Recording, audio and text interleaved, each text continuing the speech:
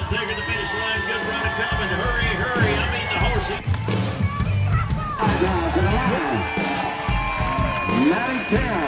This bombshell beauty right here can ride like the wind. She got one more to go. In the leader with a 17 for 3-3.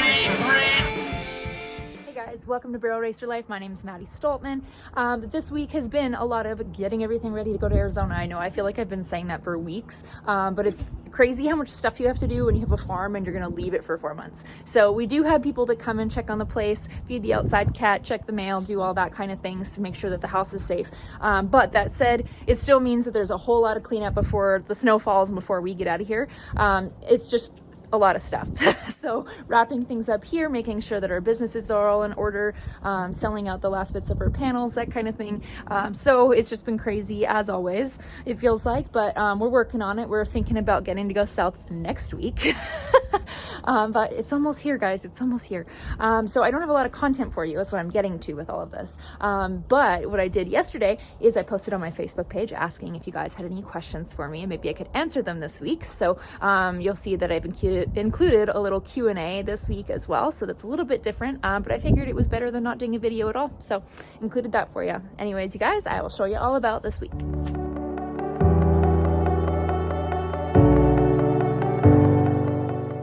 We never have standing water like this. This is insane. You guys, it won't stop raining. This is ridiculous. Dally and I are going to the feed store. We're gonna go get some more of those wood pellets. They are actually super awesome. A friend of mine told me about them. The first time I ever used them, and we've never had mud like this in our horse pens. So I'm just dumping it like around where their feeders are and stuff, so they have a dry spot to stand, especially while they're eating.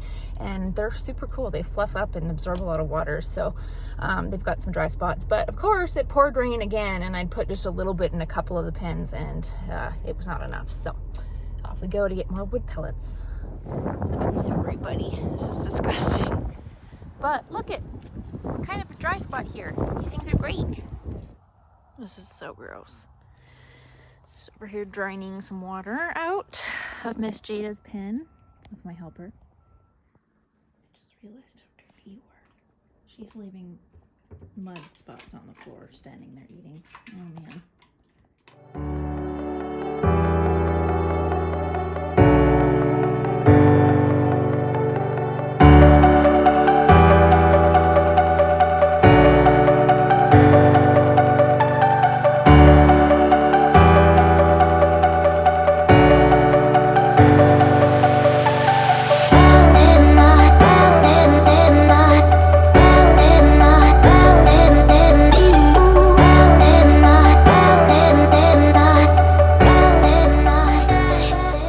Yesterday I posted on my Facebook page asking if you guys could ask some questions, and maybe I could do a little bit of a Q&A in this video. There's a lot of questions about equipment, and so I'm going to tell you guys about all the bits that every horse runs in and then what I ride in on a regular basis.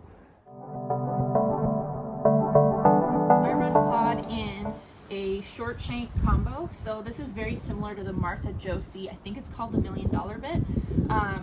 Or $1 Million combo. However, this one is made by Tough One, so it's actually really affordable. The bit itself is like under $40, but you can see he's got the short shank and then combo noseband and the 3-piece mouth or dog bone. And then I actually swapped out, it had a solid chain on here for the chin strap, and Claude's super sensitive, so I swapped him out, and it's just like a really light chain and string basically. It doesn't have a lot of contact on his chin. Like I said, he's super sensitive, so that's the one that Claude runs in. I really like him in the noseband. He runs pretty high-headed, but I find with the noseband I can kind of ask him to come back to me, and it kind of brings his nose back a little bit as well. Okay, so this one is actually a custom made bit. This is what I run hot sauce in, so pretty simple. Short shank, dog bone mouthpiece, and it has a little roller in it, which he loves. He plays with it nonstop, which is probably not surprising. And then he just has like a little leather curb strap. Again, hot sauce is pretty sensitive. I found that it was just too much bite to have a chain under there like a lot of bits have, so that serves its purpose so that we can have the curb pressure, but is pretty light. He might need to move to more bit as he gets older and a little more finished, but as for right now, this has been working really great for him.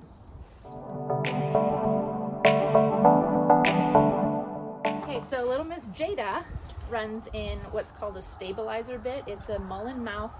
I think this is the short shank or medium shank. So there's no gag to it or anything, and then the mullen mouth is just a straight bar. Something I was taught about bits is that the more breaks in the bit, the more bend in the horse. So this is something to kind of stiffen up a horse that's really bendy. And if you guys have watched Jada, you've seen that she like can turn inside out. So I find that this keeps her kind of more between my hands, and I'm able to really just get her up into her turn a little bit easier. And then when I do ask for a turn, I don't get too much. So she is super bendy, so I find this just kind of keeps her straight. I have ran her in a hackamore as well. Particularly in a small or indoor, she does well in a hackamore, but I find that if I run her a hackamore too much, she gets too flat. So I know that sounds ridiculous because I'm trying to get her to straighten up, but this fits her really well.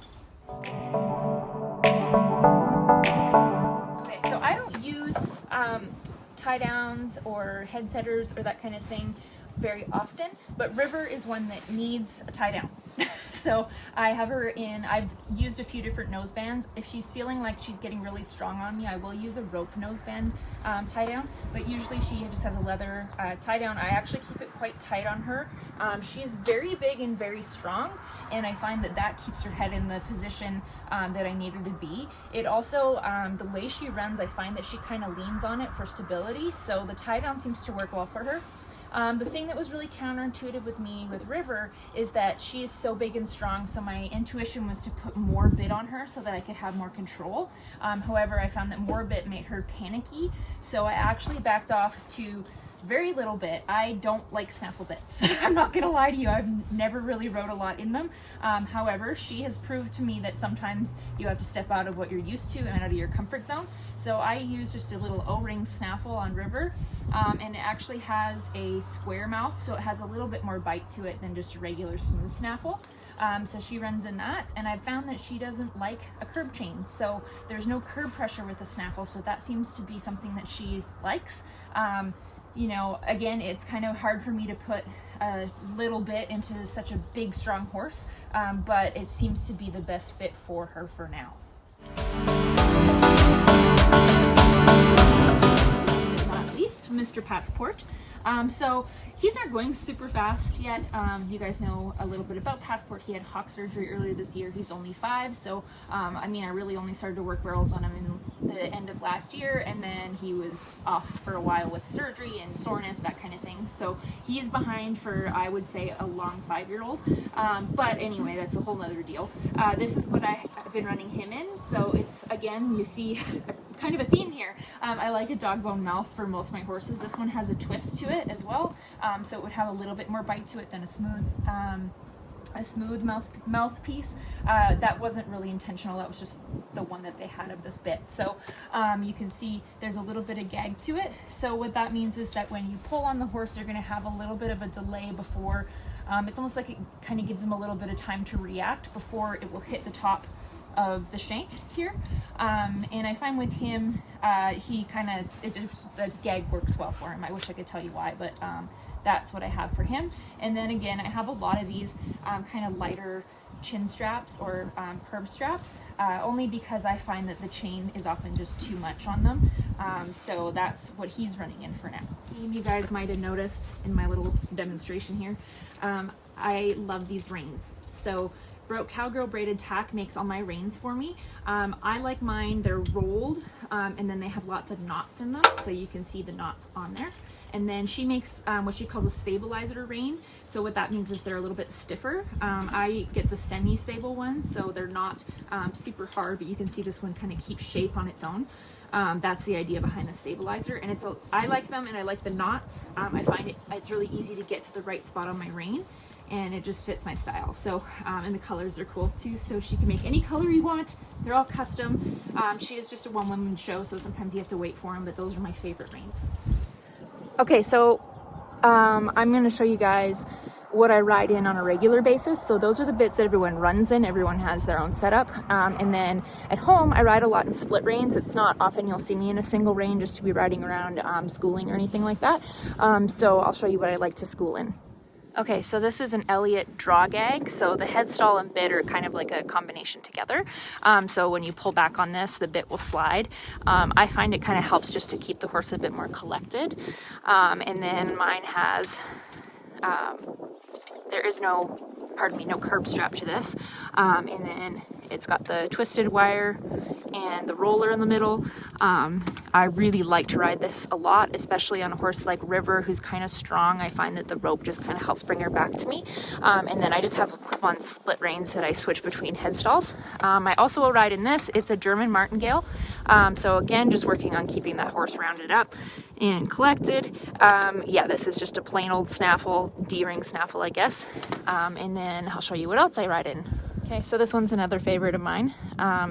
It's just a 2-piece mouth and then a short shank with a little bit of gag, and again, just a leather curb strap. I have it on a headstall with a lot of holes in it so that it can adjust. I ride pretty much every horse in this, and it's sort of my go-to pretty basic bit. All right, well, that's my little bit tutorial for you.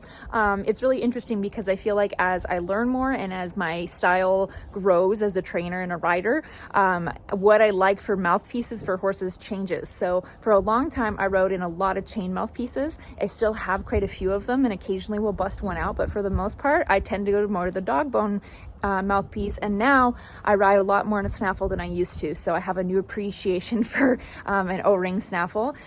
So that's something sort of that's changed, I guess, as years have gone on, but you know, that's just the evolution of it. You learn, you change, you find what you like, and then you might find like something that works for a different horse. It's just kind of part of the process. Well, guys, I know that was a little bit of a different episode this week, but I hope you enjoyed it. It has been wild around here. We're kind of hoping that we can get out of here next week.